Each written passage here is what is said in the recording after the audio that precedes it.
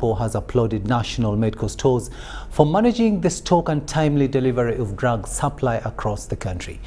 During her courtesy visit to the national medical stores, Alupo was impressed with the large volumes of drugs and vaccines which have facilitated enough to supply government hospitals and health centers. Most of technology this time, and we see a lot of barcodes in many places in the warehouse here. This allows us to use RF with the smartphone to read the data from this smartphone. We transport the medicines from here. If it's the big hospital, our trucks will drive there directly. If it's a lower level facility like health centers 2, 3, or 4, we use what we call last mile. So so we have our NMS staff at least making sure that 100% of the communities that leave this place are accompanied by our staff, and they are handed over to the staff of the health facility. Excellency, many people have been asking us whether we actually deliver mama kits to those facilities. Where there is a maternity? Yes, where there is a maternity, we are supposed to give them these mama kits, so that when a mother arrives there, not for antenatal, for delivery, they find these items there. The challenge we have is you get these mama kits there, they don't give them to the mothers, and then they charge them. When they pay the money, again they are given this. Yes, they buy actually what belongs to them. See, every item we are directed by the president that all these items must be embossed, which are not government of Uganda. And that's why now we see a lot of the security process getting. Yes, so if you even get the blisters out, you can see right at the back there that we've taken the effort to make sure that all our suppliers mark all the medicines that the government of Uganda is spending money on very clearly, so that nobody should be charged for these medicines. And if they find somebody who is actually charging for these, they should be reported. And we've been registering some success working with the police. And even I was very surprised that they have huge volumes of medicine, as opposed to the cries in the villages that there are no medicines in the health facilities. But what amazed me most is their capacity to store the vaccines at the required temperatures. There are those which are required to be kept at the ambient temperature. There are those which are required to be kept at the freezing temperatures. And when I asked that, how about by the time they reach Koboko, they said they follow the supply chain from the factory where these vaccines are manufactured up to when the vaccination takes place. So that one amazed me, and I want to give confidence to all Ugandans that all the vaccines which are given by our medical personnel in Uganda are kept in good condition, and they should have confidence in taking this vaccine. They store vaccines of other countries here because some countries don't have capacity to store the vaccine. That was very surprising to me. And I encourage national medical stores to continue doing that to the region, because it builds our image of supporting the East African integration. But also I encourage you to build their capacity so that they can also be able to have similar facilities in their countries. There is dissatisfaction from the members of the public that the drugs do not reach them. When they go to health facilities, they tell them that the drugs are finished. So that's one of the challenges which National Medical Stores Management has raised to me in the boardroom, which I think will be addressed together with the Minister of Local Government, the Minister of Finance, and also the Minister of Gender. On behalf of government, I would like to thank NMS for the good work that they are doing here in the national medical stores. Vice President Jessica Alupo ending that report and of course commending the national medical stores for keeping well the drugs and vaccines in the stores. Minister for Security Major General Jim Muhwezi has witnessed the signing of an agreement between government and joint stock company Global Security. The company will provide government with digital systems to monitor vehicles in the country. Now, this is in response to criminality witnessed in the country where prominent persons have been attacked by assassins during or riding on motorcycles. So, but if you think we have infringed on any of your rights, the Constitution gives you freedom to go to court. Okay? So don't worry. But I can assure you that there is no infringement on anybody's rights. It's not the intention of government. I've told you the intention of government, the interest of government is to guarantee security. You know very well that vehicles, motorbikes have been used in the death of our people. Recently, in the attempted assassination of General Katumba and the death of his daughter and driver, motor vehicles were used, motorbikes. Kawesi, the same. Chibundu, the same, and so on. And therefore, we as a government, we are saying we want to know which vehicles were at the scene of crime. That's all. If you don't intend to be involved in those activities, there is no need to worry. We are not going to be monitoring every whole country, millions, over 3 million vehicles. That's not our interest. But at least we will be able to say, this is the vehicle which was at the scene of crime. Because what is going to happen, the vehicles will have a monitoring system, a vehicle will have a monitoring system within the vehicle. Then there will be a digital system in the number plate. So there will be communication between the monitor in the car and the number plate and the center. So you cannot even transfer number plate from one vehicle to another because it will be communicating to the center that there is tampering on the number plate. That's it.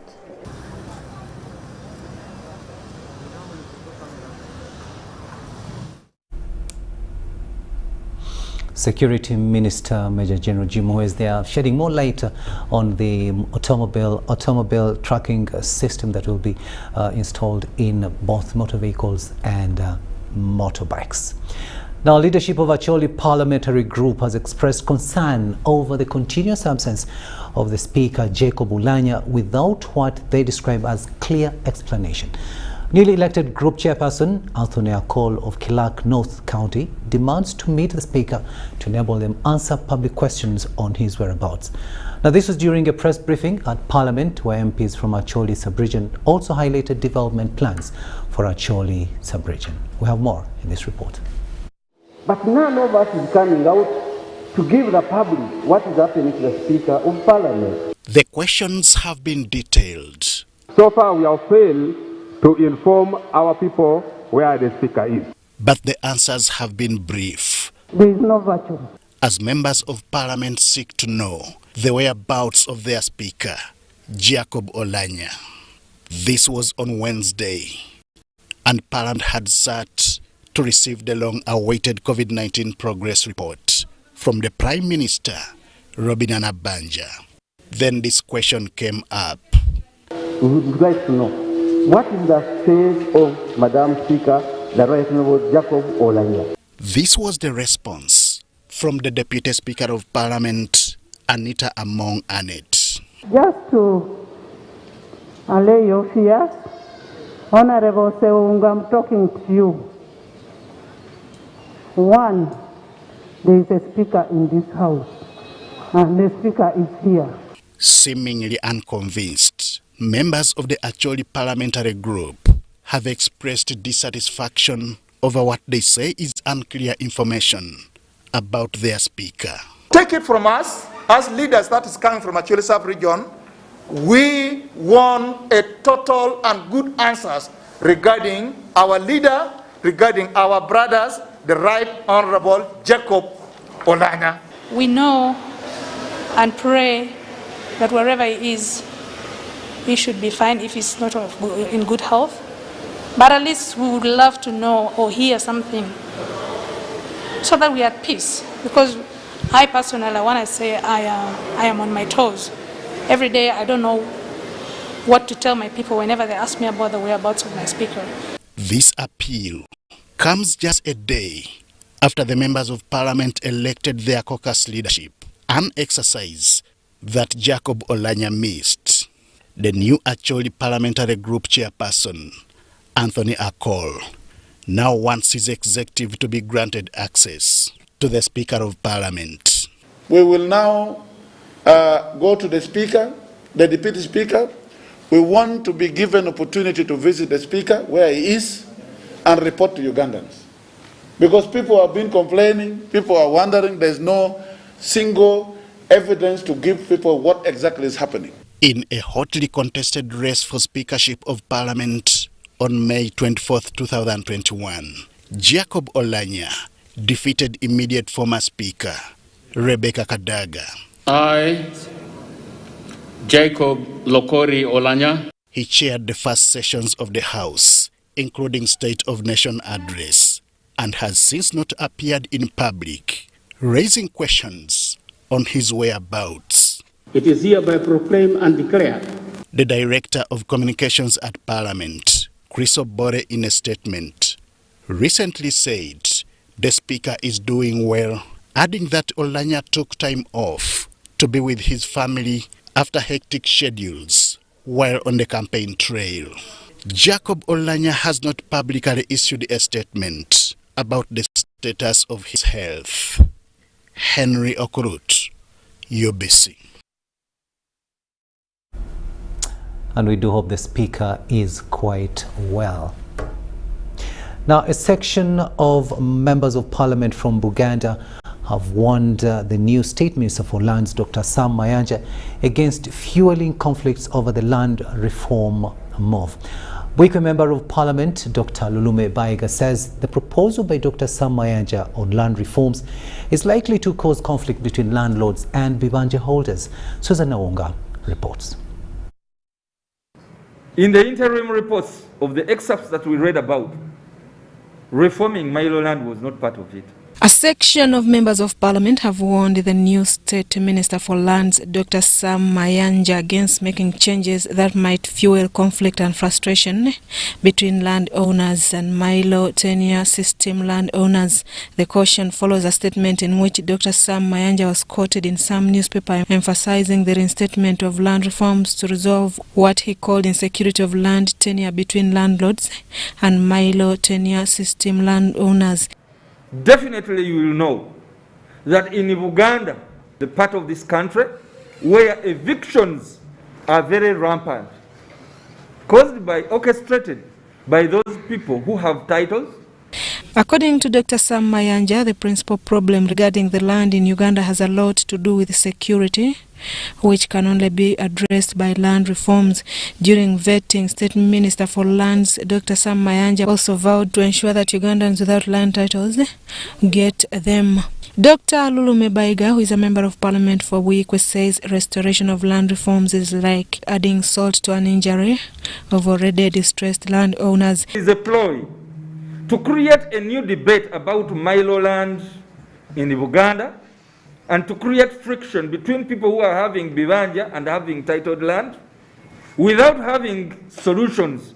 He advises that the ministry first considers the recommendations given in the report by the Land Commission before they bring proposals and other interventions rather than restoration of land reforms. We have never had this report being tabled either in cabinet or for parliamentarians to debate. Let him give us the accountability first. Members were not also convinced about land fund that was intended to end issues of land insecurity. We want to challenge him to bring a list of all those people who have benefited from the land fund. Let it apply the land fund here. Let us empower the Bibanja owners so that they can get their land, so that we can help them purchase the land and have that annuity. Nonetheless, according to the 1995 Constitution, enshrines that anyone who has occupants on land for at least 12 years and above is a bona fide occupant. Susan Naunga reporting for Ubc TV. Let's now continue with what is happening in as far as land is concerned, and the Minister for Lands, Judith Nabakoba, has said that there is no cause for alarm over adjustments regarding land laws. Nabakoba was officiating the closure of a 2-day retreat for the Ministry of Lands, Housing and Urbanization. She said government is soon rolling out consultations about proposals regarding land policies, as we hear in this report. The Ministry for Lands, Housing and Urbanization has embarked on benchmarking and streamlining its operations.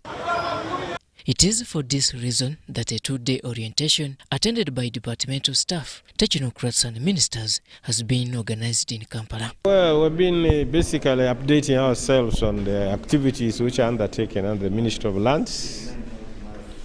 The various departments, they gave reports of what their plans are, what they've achieved, the challenges they've faced. In other words, preparing us as ministers to take over from an informed position. And I think we've learned a lot, and we're now ready to go and start working. The Minister for Lands and Urban Development, Judith Nabakoba, has officiated at the event and highlights the key focus areas. Because right now you realize they will tell us Wakiso, it has many cases to attend to, but you realize that maybe areas of Moroto and other areas may not have many. So we need to have that paper presented before top management. We go through it and then we fast track the process of clearing the backlog. Because if we clear the backlog, then we'll be in position to utilize the land management information system fully. The 2-day orientation session also drew its attention to the pending implementation of the Justice Catherine Bamugemereire Land Inquiry Report. Maybe probably one thing we are fast tracking is the report of the Commission of Justice Bamugemereire. We want at least to have that report presented before Cabinet. Then we ask Cabinet to put up a committee that can work on a white paper, because you remember very well, government funded that committee for almost 3 years.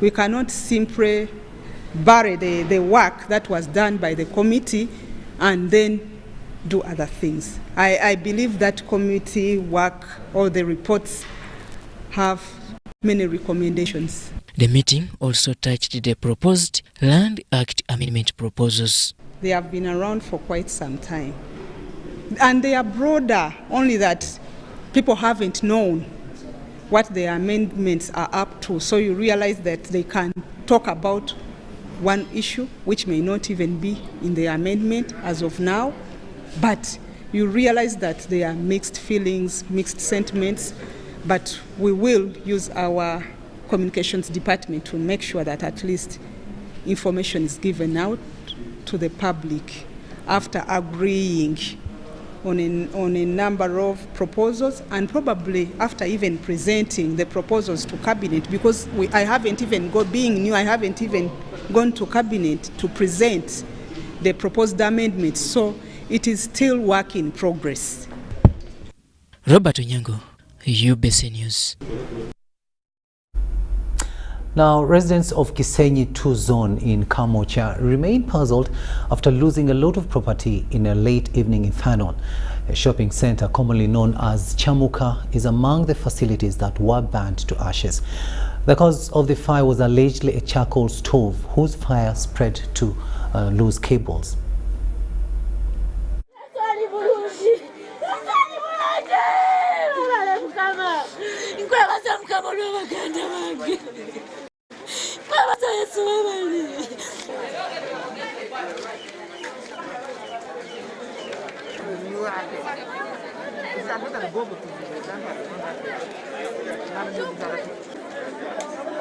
Bako kuba buli awabeera ebyobusuubuzi abantu ababa batandika okwesitula ate wabeerawo embeera y'omuliro. Kale omuliro guno gwatandise wendi ne gutandikira mu kayumba kakyaliwa ngaawo bamuyita Damyane ne gulanda kati bagenze okuzuukuka ng'omuliro gubasuseeko obungi. Nange kennyini nadduse nsobole okwewonya amasannyalaze agali waggulu. Saasoose kujjukira bya maali wabula be bangambya agali nnyuto gavuddeko wekudduka nabadde nzija nkwate ku TV fulaati zange zonna zasiriiridde wano era omuliro ogulaba waliwo mbu bwe twawulidde kubanga olwedde ffe twabadde tutaakiriza maali emu eyabadde ewonyeewo naye nga bw'omanyi wano wetubeera ekifo kiridde enja zooni gy'otaasa gye babba kati abafudde bafudde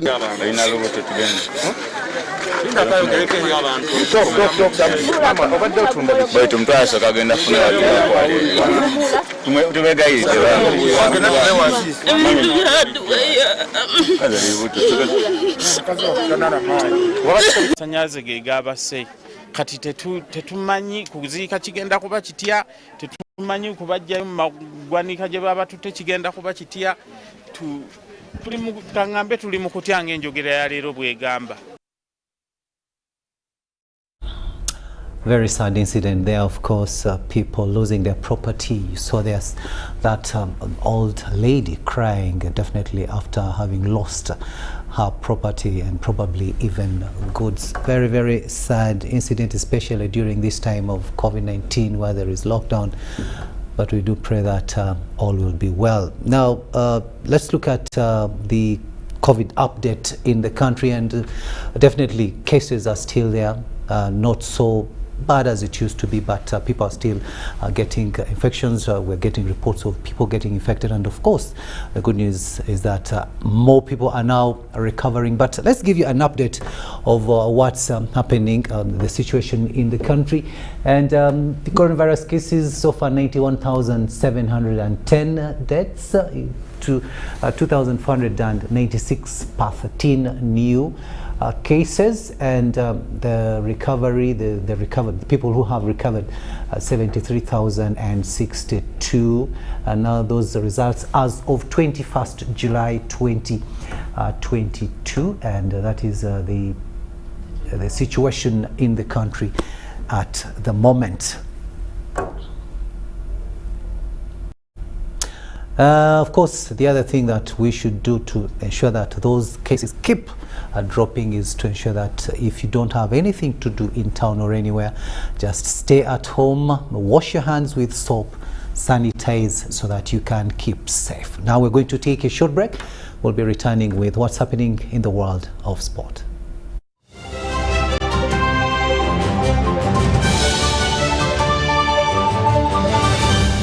Today in history.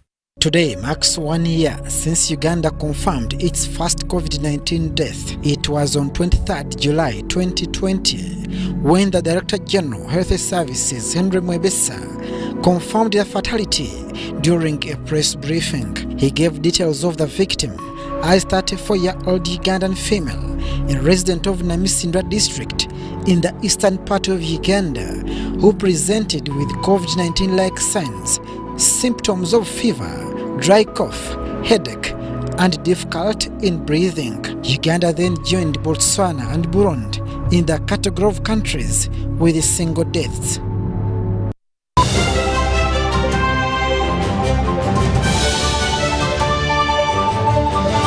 As the financial year 2020-2021 draws to an end, URA has put measures in place to facilitate taxpayers to file their returns and pay taxes within the set deadline. All our offices across the country and the URA Contact Center shall remain open to provide extra support to our esteemed taxpayers. Additionally, we have extended our contact center service hours from 8 a.m. to 11 p.m. Monday to Friday, and from 9 a.m. to 3 p.m. on Saturdays and public holidays. In light of the COVID-19 risks, we encourage taxpayers to reach us through our improved contact center and other online platforms instead of making physical visits to our offices. For online support, please reach us through our toll-free lines 0800 117 000 or 0800 217 000. Email services@ura.go.ug.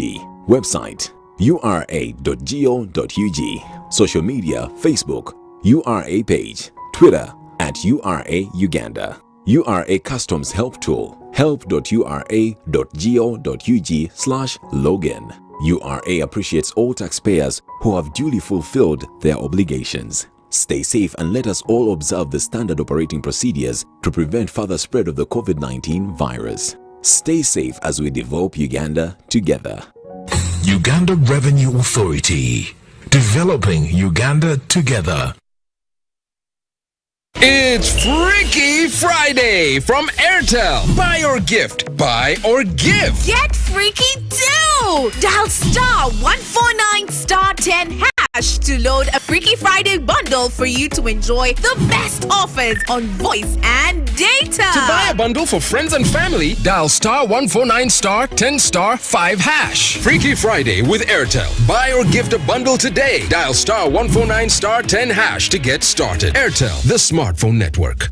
Echa COVID-19 chijja kugwa only if we stay at home, observe physical distancing, wear masks properly, sanitize or wash our hands with soap and water regularly, or get vaccinated now.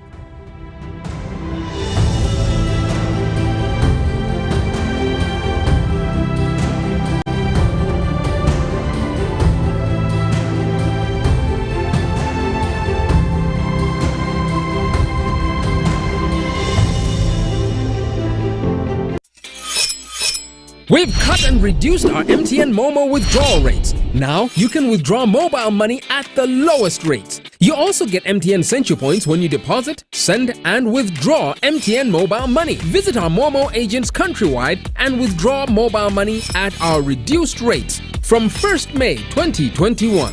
Everywhere you go. MTN.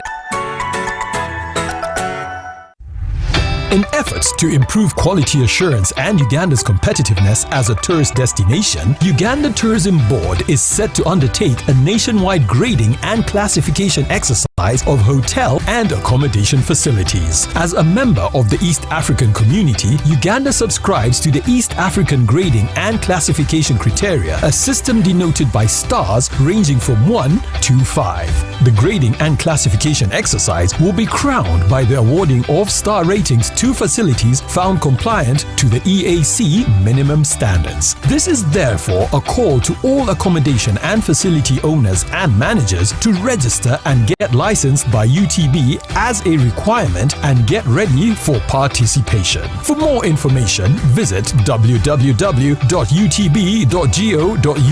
or email qualityassurance@utb.go.ug for details. Uganda Tourism Board, promoting tourism together. It's Freaky Friday from Airtel. Buy or gift, buy or give. Get freaky too! Dial *149*10# to load a Freaky Friday bundle for you to enjoy the best offers on voice and data. To buy a bundle for friends and family, dial *149*10*5#. Freaky Friday with Airtel. Buy or gift a bundle today. Dial *149*10# to get started. Airtel, the smartphone network.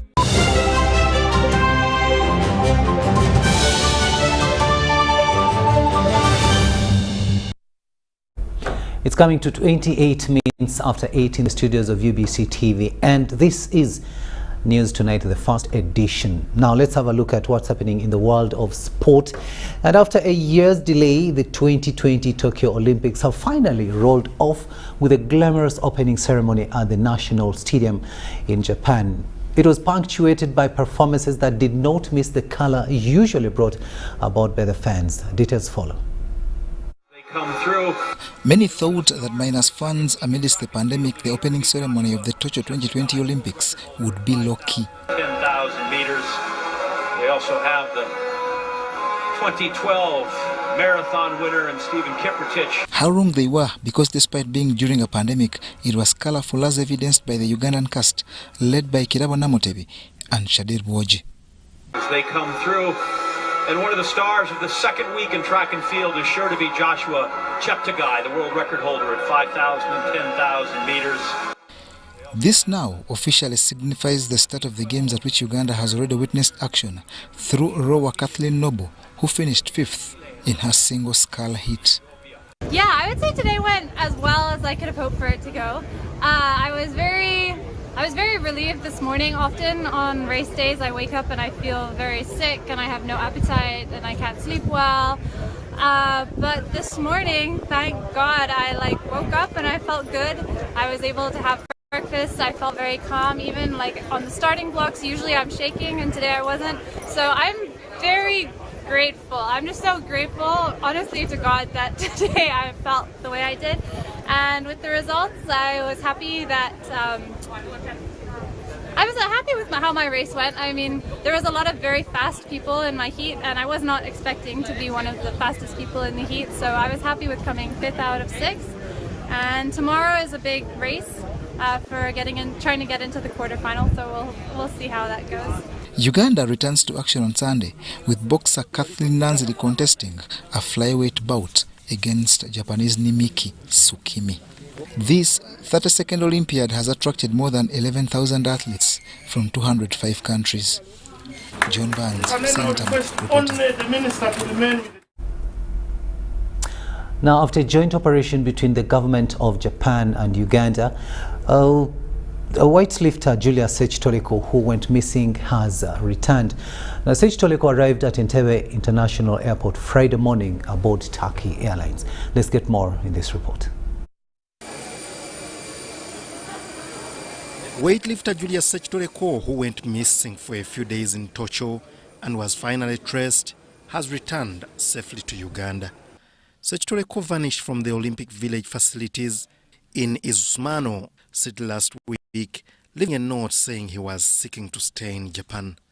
After competing, Sechitoleko had failed to meet the set Olympic standards in the latest international rankings to participate and consequently fled the Team Uganda camp during the pre-Olympics training in Western Japan.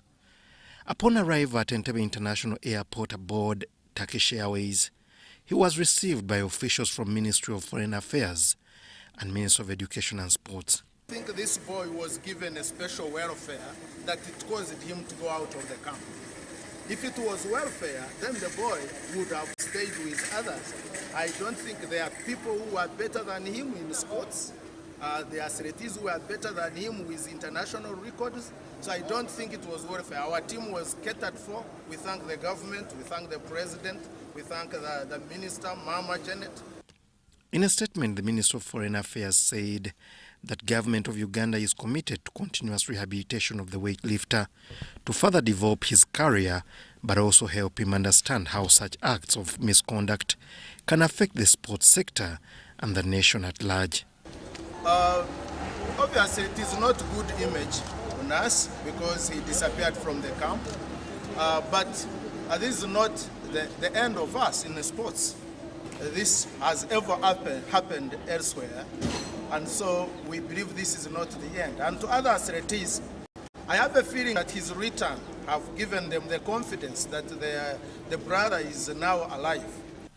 Sechireko's mother, however, was worried of what would happen to the young man on return.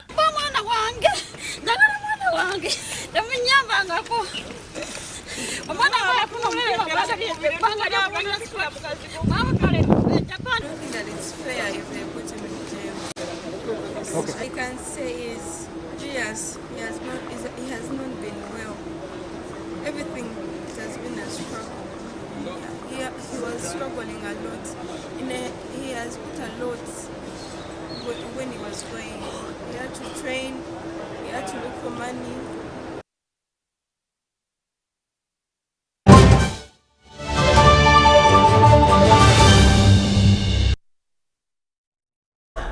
And of course, we welcome Sechitoleko back home. And before we leave you, let's have a quick reminder of our top stories.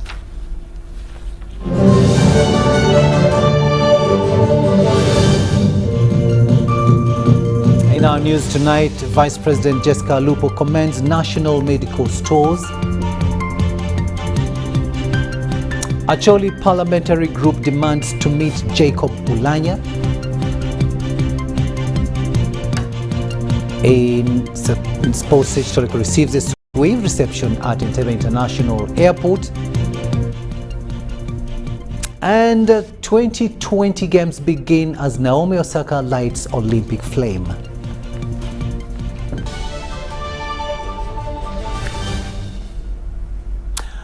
And that's it for now. Thank you so much for having kept us company. Our next bulletin comes your way at 10 p.m. But on sign language, it has been Mugalu Mohammed and Kidi Edward Kijanangoma. Catch you at 10.